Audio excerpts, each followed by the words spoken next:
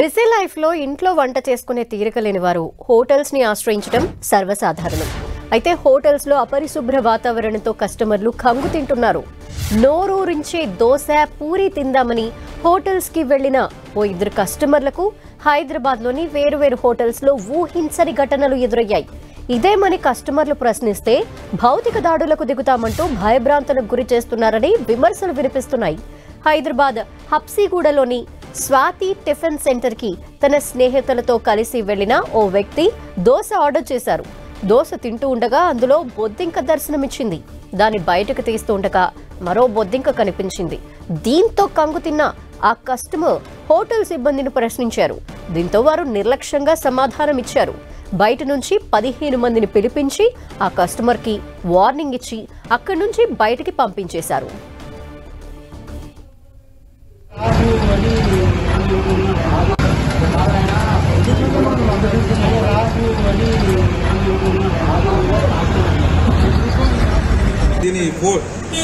దీని ఏమంటారు హోటల్ పేరు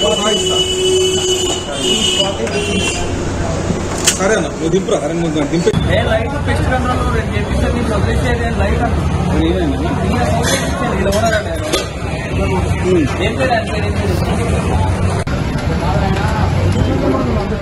గడ్డి అన్నారంలోనూ ఇలాంటి సంఘటన మరొకటి జరిగింది.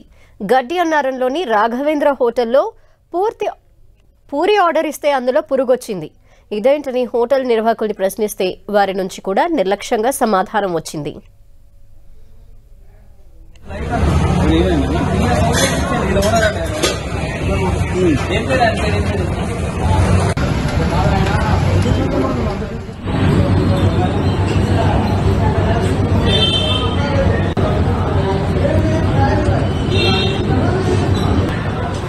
మనం గడ్డి అన్నారంలో జరిగిన ఘటనకి సంబంధించి చూస్తున్నాము.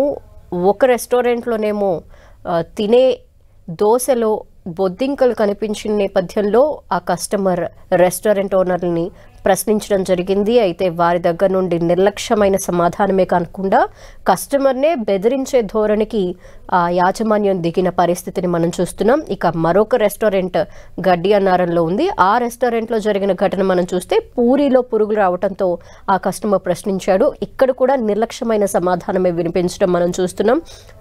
ఇటీవల కాలంలోనే విజిలెన్స్ అధికారులు పెద్ద పెద్ద రెస్టారెంట్స్లో తనిఖీలు చేయడం జరిగింది.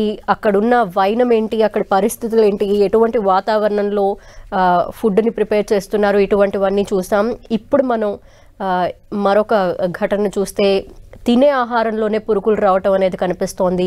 ఆ హోటల్స్ యాజమాన్యం ప్రశ్నిస్తే సరైన సమాధానం చెప్పకుండా నిర్లక్ష్యమైన సమాధానాలు చెప్పడమే కాకుండా బెదిరింపు ధోరణికి దిగడం, వార్నింగ్లు ఇవ్వటం ఇలాంటివి కూడా మనం చూస్తున్నాం.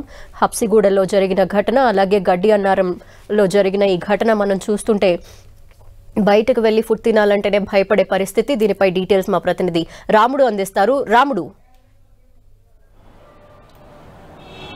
ధనలక్ష్మి, హైదరాబాద్ నగరంలో గల్లీ హోటల్ నుంచి స్టార్ హోటల్ వరకు ఇదేవిధంటి పరిస్థితి ఉంది. మనం చూసాం గడిచినటువంటి నెల 15 రోజులుగా హైదరాబాద్ నగరంలోని అనేక ప్రాంతాల్లో ఫుడ్ సేఫ్టీ టాస్క్ ఫోర్స్ అధికారులు అనేక ప్రాంతాల్లో దాడులు చేశారు. అప్పుడు ఏ విధమైనటువంటి పరిస్థితి ఉంది అనేది మనం చూడడం జరిగింది.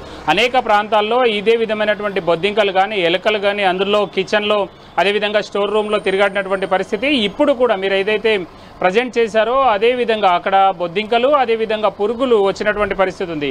వాళ్ళకు ఫిర్యాదు చేసినప్పుడు అక్కడ ఉండేటువంటి హోటల్ నిర్వాహకులు మరింత నిర్లక్ష్యంగా సమాధానం చెప్పడం అనేది మాత్రం సిటిజన్స్ జీర్ణించుకోలేని పరిస్థితి ఉంటుంది. దాంతో వెంటనే జిహెచ్ఎంసీకి ఫిర్యాదు చేసేటువంటి పరిస్థితులు మనం సిటీలో చాలా సందర్భాల్లో చూస్తుంటాం.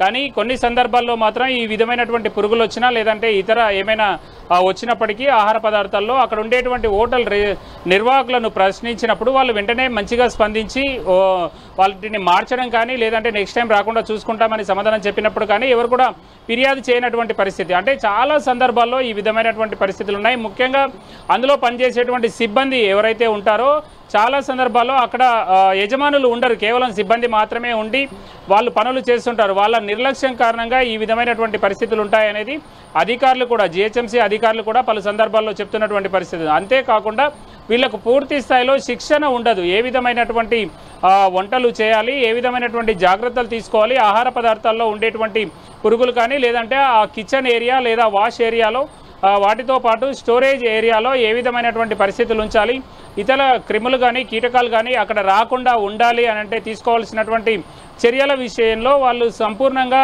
వాళ్ళకు అవగాహన లేకపోవడం కారణంగా ఈ విధమైనటువంటి చర్యలు జరుగుతుండగా, మరొకటి ఎవరైనా వస్తారు, తింటారు, వెళ్ళిపోతారు, బెదిరిస్తే వెళ్ళిపోతారు అనేటువంటి ధోరణి కూడా చాలా సందర్భాల్లో మనకు కనబడుతుంటుంది. ఎక్కువగా రైల్వే స్టేషన్లు, బస్ స్టాండ్లు, అదేవిధంగా ఎక్కడైతే పబ్లిక్ ఎక్కువ సంచారం ఉండేటువంటి ఆసుపత్రులు, ఈ విధమైనటువంటి ప్రాంతాల్లో ఉండేటువంటి హోటల్లో ఉండేటువంటి నిర్వాహకుల పనితీరు మాత్రం చాలా నిర్లక్ష్యంగా ఉంటుంది. అక్కడ ఎవరైనా ఏమైనా అడిగితే వాళ్ళని బెదిరించి పంపేసేటువంటి పరిస్థితులు చాలా సందర్భాల్లో మనకు కనబడతాయి. అక్కడ రెగ్యులర్ గా వచ్చేటువంటి వాళ్ళు ఉండరు, వివిధ ప్రాంతాల నుంచి ఇక్కడికి వస్తుంటారు కాబట్టి వాళ్ళు ఫిర్యాదు చేయడానికి కూడా వెనకాడుతుంటారు. చెప్పండి ధనలక్ష్మి. ఎస్, ఇప్పుడు జరిగిన ఈ వేర్వేరు ప్లేసెస్లో జరిగిన ఈ 2 ఘటనలకు సంబంధించి ఫుడ్ సేఫ్టీ అధికారులు ఏమన్నా స్పందించారా? అంతేకాకుండా ఇప్పటి వరకు కూడా పెద్ద పెద్ద రెస్టారెంట్స్ ఏవైతే ఉంటాయో పేరుగాంచినవి అక్కడ మాత్రమే తనిఖీలు చేయడం జరిగింది. ఇలా చిన్న చిన్న రెస్టారెంట్స్, హోటల్స్ ఏవైతే ఉన్నాయో ఇటువంటి ప్లేసెస్లో కూడా ఏమైనా తనిఖీలు చేయడానికి సిద్ధమయ్యే పరిస్థితి ఏమైనా ఉందనుకోవాలా?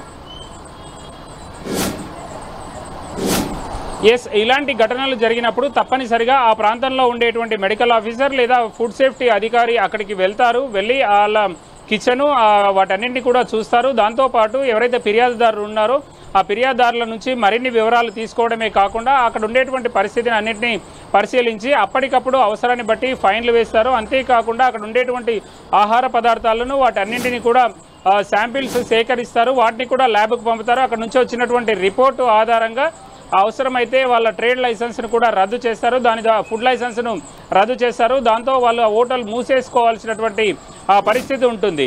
అంతేకాకుండా గడిచినటువంటి కొన్నాళ్ళుగా ఫుడ్ సేఫ్టీ కమిషనర్ కూడా ఈ అంశం పైన ఫోకస్ చేయడంతో పాటు జిహెచ్ఎంసీ కమిషనర్గా అప్పట్లో రోనాల్డ్ రోస్ ఉన్నారు, ఆయన కూడా చాలా సీరియస్గా స్పందించడం నేపథ్యంలో ఇప్పుడు అధికారులు ఇలాంటి ఫిర్యాదులు ఏమైనా వచ్చాయంటే చాలు వెంటనే వాటిపైన స్పందించి అవసరమైనటువంటి చర్యలు తీసుకుంటున్నటువంటి పరిస్థితి గ్రేటర్లో ఉంది.